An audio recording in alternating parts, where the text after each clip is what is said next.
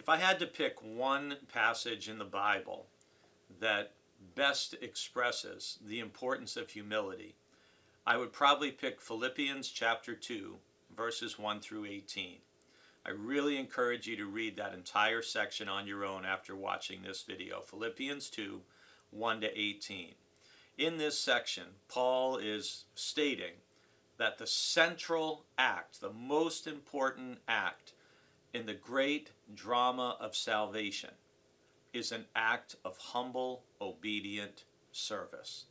And that is Christ giving up equality with God, being a part of, as Christians believe, the Trinity, and coming and taking human form, being born a humble, totally vulnerable baby, totally dependent on his mother and father to care for him and protect him.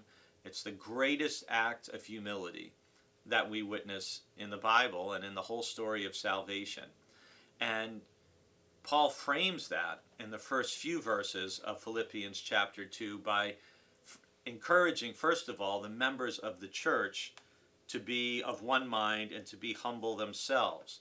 And he says in Philippians 2 verse 3, "Do nothing from selfish ambition or conceit, but in humility regard others as better than yourselves." How do you feel about that statement? Regard others as better than yourselves. How do we do that? Why is that important? Let's start with why that's important. As I shared in my sermon this Sunday, pride is the root of all 7 of the deadly sins. And when we're in a constant comparison game with other people, which unfortunately social media fosters and encourages, there's always this comparison and wanting to feel better than somebody else. Christianity encourages us to take the opposite view, to see the value in other people and even to regard others as better. Part of how I do this in my own life is you look around and every single person you meet knows more than you do about at least one thing. Every single person I meet has skills that I don't possess.